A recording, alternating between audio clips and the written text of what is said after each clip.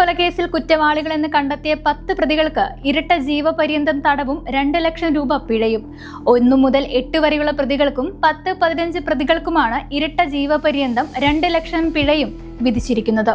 മുൻ MLA KV Kunhiraman അടക്കം 4 CPM നേതാക്കൾക്ക് 5 വർഷം തടവും 1000 രൂപ പിഴയുമാണ് ശിക്ഷ.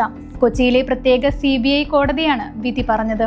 6 വർഷം നീണ്ട നിയമ പോരാട്ടത്തിനും 20 മാസത്തോളം നീണ്ട വിചാരണയ്ക്കും ശേഷമാണ് മലയാളികളെ ഒന്നടങ്കം കണ്ണീരണിയിച്ച, സംസ്ഥാന രാഷ്ട്രീയത്തിൽ പ്രകമ്പനം സൃഷ്ടിച്ച പെരിയ ഇരട്ടക്കൊലക്കേസിൽ കൊച്ചിയിലെ പ്രത്യേക CBI കോടതി ശിക്ഷ വിധിച്ചത്.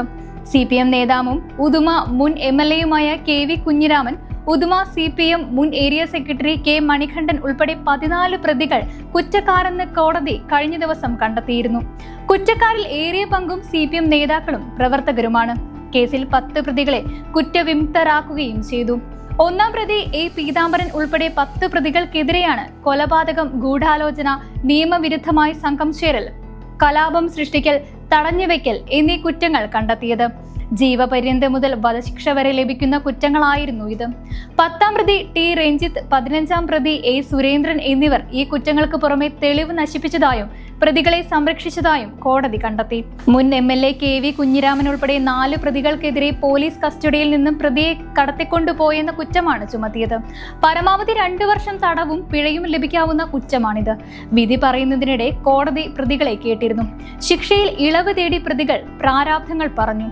ബിരുദം പൂർത്തിയാക്കണമെന്നും പട്ടാളക്കാരനാകാൻ ആഗ്രഹിച്ചിരുന്നുവെന്നുമുള്ള 7-ാം പ്രതി അശ്വിന്റെയും വയോധികനാണെന്ന് പ്രായമുള്ള അമ്മയെ നോക്കണമെന്നുള്ള മുൻ MLA KV കുഞ്ഞിരാമന്റെ അഭ്യർത്ഥനയും കോടതി കേട്ടു.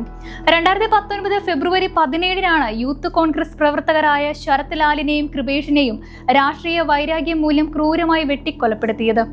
രാഷ്ട്രീയ കൊലയല്ല, വ്യക്തിപരമായ വിരോധത്തിന്റെ പേരിലുള്ള കൊലയെന്ന് പറഞ്ഞ് CPM നിസാരവൽക്കരിക്കാൻ ശ്രമിച്ച കേസിലാണ് CBI കോടതി ജില്ലാ സെക്രട്ടേറിയറ്റ് അംഗമടക്കം കുറ്റക്കാരനാണെന്ന് കണ്ടെത്തിയത്. കേസിൽ CBI അന്വേഷണം തടയാൻ ശ്രമിച്ചത് ഇവരെ സംരക്ഷിക്കാനായിരുന്നു എന്ന ആരോപണം ബലപ്പെടുകയാണ്.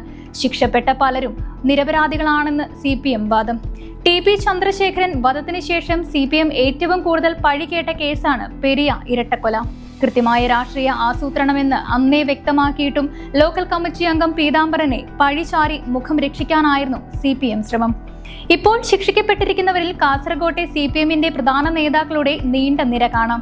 ജില്ലാ സെക്രട്ടേറിയറ്റ് അംഗം, കൊലപാതകം നടക്കുമ്പോൾ ഏരിയ സെക്രട്ടറി ആയിരുന്ന നേതാവ്, ലോക്കൽ സെക്രട്ടറി, ലോക്കൽ കമ്മിറ്റി അംഗം, ബ്രാഞ്ച് അംഗം എന്നിങ്ങനെ പാർട്ടിയുടെ എല്ലാ തലത്തിലുമുള്ള നേതാക്കൾ കുറ്റക്കാരെന്ന് കോടതി കണ്ടെത്തിയതോടെ രാഷ്ട്രീയ കൊലയല്ല എന്ന CPM വാദം പൊളിയുകയാണ്. ഇരയ്ക്ക് നീതി ലഭ്യമാകേണ്ട അതേ സർക്കാർ CBI അന്വേഷണത്തിനെ എതിർത്ത് സുപ്രീം കോടതി വരെ പോയതും CPMന്റെ നിർദ്ദേശപ്രകാരമായിരുന്നു. CBI പിന്നീട് പ്രതികളാക്കിയ എല്ലാവരെയും ശിക്ഷിച്ചില്ല എന്ന ആശ്വാസം CPMനുണ്ട്. എങ്കിൽ പോലും ആ പട്ടികയിൽപ്പെട്ട ജില്ലാ സെക്രട്ടേറിയറ്റ് അംഗം KV കുഞ്ഞിരാമന് കുറ്റക്കാരനാണെന്ന് CBI കോടതി കണ്ടെത്തിയത് പാർട്ടിക്ക് വലിയ തിരിച്ചടിയാണ്. വലിയ ജനവികാരമുണ്ടായപ്പോൾ ഏരിയ സെക്രട്ടറിയിൽ വരെ ക്രൈംബ്രാഞ്ച് അന്വേഷണം എത്തിയിരുന്നു. അതും വൈകിയായിരുന്നു. തിടുക്കപ്പെട്ട് ക്രൈംബ്രാഞ്ച് കുറ്റപത്രം നൽകിയത് കേസിലെ CBI അന്വേഷണം തടയുവാനുള്ള നീക്കത്തിന്റെ ഭാഗമായിരുന്നു എന്ന ആക്ഷേപം ഉയർന്നിരുന്നു. എന്നാൽ ഹൈക്കോടതി കുറ്റം റദ്ദാക്കിയാണ് കേസ് CBIക്ക് കൈമാറിയത്. ഭരണത്തിന്റെ തണൽ രാഷ്ട്രീയ കൊലപാതകങ്ങൾക്കും നൽകാൻ CPM ഏറ്റവും പ്രകടമായി ശ്രമിച്ച കേസ് കൂടിയാണ് പെരിയയിലേത്. കണ്ണൂരിലെ പല കേസുകളിലും TP കേസിലും ഉന്നയിച്ചതുപോലെ കുറ്റക്കാരെന്ന് കോടതി കണ്ടെത്തിയവർ നിരപരാധികളാണെന്ന വാദമാണ് CPM ഉന്നയിക്കുന്നത്. കൃപേഷിന്റെയും ശരത്തിന്റെയും കുടുംബത്തിനൊപ്പം ഉണ്ടായിരുന്ന മുൻ കോൺഗ്രസ് നേതാവ് കൂടിയായ അഡ്വക്കേറ്റ് CK ശ്രീധരനെ CPM അടർത്തിയെടുത്തത് പോലും ഈ കേസിലുള്ള താൽപര്യത്തിന്റെ പേരിലായിരുന്നു. 1-ാം പിണറായി സർക്കാരിനെയും CPMനെയും വലിയ രീതിയിൽ പ്രതിക്കൂട്ടിലാക്കിയ ഈ കേസിലെ വിധി കോൺഗ്രസിന് രാഷ്ട്രീയ നേട്ടമാകും.